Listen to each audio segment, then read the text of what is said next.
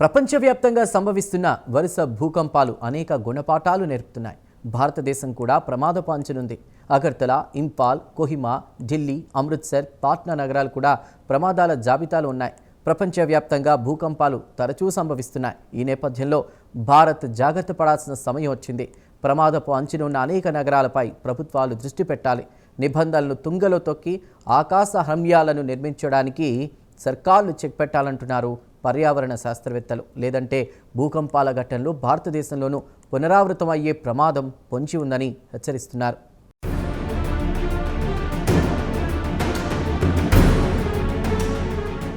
భూకంపాలు అనగానే వెంటనే వినిపించే మాట టెక్టోనిక్ ఫలకాల కదలికే. ఈ కదలికలు భూకంపాలు సంభవించడానికి ప్రధాన కారణమంటున్నారు సైంటిస్టులు. వాస్తవానికి భూకంపాలు సంభవించడానికి అనేక కారణాలుంటాయి. భూమి లోపల మొత్తం 12 పొరలుంటాయి. కొన్ని సందర్భాల్లో ఈ పొరల్లో ఉండే ఫలకాలు ఒకదానికొకటి నెట్టుకుంటూ కదులుతుంటాయి. ఈ కదలికల తీవ్రత ఎక్కువగా ఉంటే భూ ప్రకంపనలొస్తాయి.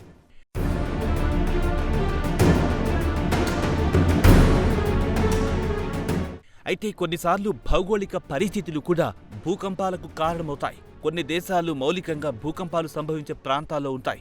ఇలాంటప్పుడు భవనాల నిర్మాణాల విషయంలో కనీస జాగ్రత్తలు తీసుకోవాల్సి ఉంటుంది. భూకంప తీవ్రత రిక్టర్ స్కేల్పై కొలుస్తారు. భూకంప తీవ్రత 6 లోపల ఉంటే ఆస్తి లేదా ప్రాణ నష్టం తక్కువగా ఉంటుంది. అదే 6 దాటితే భూకంప ప్రభావం ఎక్కువగా ఉంటుంది. ఇదిలా ఉంటే జంతువులు, పక్షులు ప్రకృతి వైపరీత్యాలను ముందే ఊహించగలవని సైంటిస్టులు అంటున్నారు.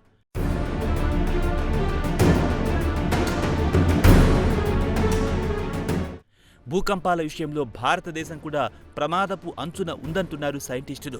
1 కాదు, 2 కాదు, అనేక ప్రదేశాలు ఈ డేంజర్ జోన్లో ఉన్నాయి. దేశంలోని ప్రధాన నగరాలైన ముంబై, చెన్నై, కోల్కతా నగరాలకు కూడా భూకంప ప్రమాదం పొంచి ఉందంటున్నారు సైంటిస్టులు. ఇవే కాదు, అగర్తల, ఇంఫాల్, కోహిమాతో పాటు ఢిల్లీ, అమృత్సర్, పాట్నా నగరాలు కూడా ప్రమాదాల జాబితాలో ఉన్నాయి. సైంటిస్టుల కథనం మేరకు ఉత్తరాఖండ్లోని జోషిమఠ్ పట్టణం కూడా ప్రమాదపు అంచున ఉంది. భూమి కుంగడం, పగుళ్ల కారణంగా కొంతకాలంగా జోషిమఠ్ పట్టణం వార్తలో ఎక్కిన సంగతి తెలిసిందే.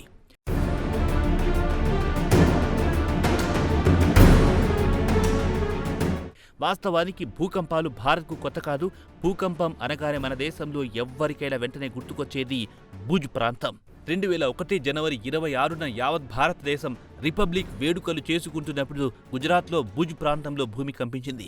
భుజ్ భూకంపంలో 20,000 మందికి పైగా చనిపోయారు. దాదాపు 4 లక్షల ఇళ్లు నేలమట్టమయ్యాయి. భూకంపంతో భుజ్ ప్రాంతం రూపురేఖలు మారిపోయాయి. భుజ్ ఓ వల్లకాడులా తయారయ్యింది.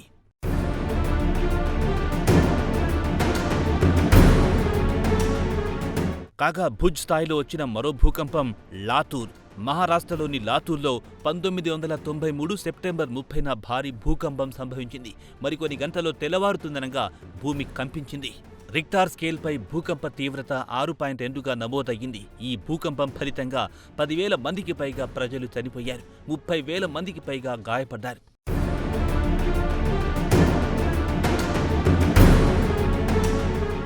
ఒక మాటలో చెప్పాలంటే భూకంపం అనేది ఓ ప్రకృతి విపత్తు. భూగోళంపై భూకంపం రాని ప్రదేశమంటూ లేదు. అయితే కొన్ని ప్రదేశాల్లో భూకంపాలు అరుదుగా వస్తుంటాయి. మరికొన్ని చోట్ల తరచూ వస్తుంటాయి. భూమి లోపల ఫలకాల కదలికలు, అలాగే భౌగోళిక పరిస్థితులు భూకంపాలకు ప్రధాన కారణమవుతున్నాయి. అయితే 2 తెలుగు రాష్ట్రాల్లోనూ భూకంపం వచ్చే అవకాశాలు బాగా తక్కువ. దీనికి కారణం భూ ఉపరితలం గట్టిగా బలంగా ఉండటమే. హైదరాబాద్ నగరం సహా తెలంగాణలో గతంలో భూకంపాలొచ్చాయి. అయితే భూకంప తీవ్రత చాలా తక్కువ. దీంతో పెద్ద ఆస్తి నష్టం, ప్రాణ నష్టం జరగలేదు.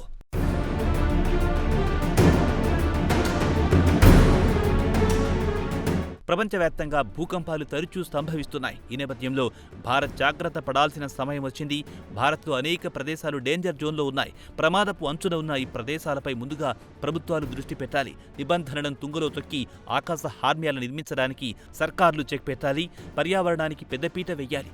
అభివృద్ధి సాకును చూపించి పర్యావరణానికి తూర్టు పొడవడానికి ఇప్పటికైనా ఫుల్ స్టాప్ పెట్టాలి. లేదంటే పర్యవసానాలు తీవ్రంగా ఉంటాయని శాస్త్రవేత్తలు హెచ్చరిస్తున్నారు. ఏదేమైనా ప్రకృతి విపత్తుల పట్ల అప్రమత్తంగా వ్యవహరించాల్సిన అవసరం ఉంది.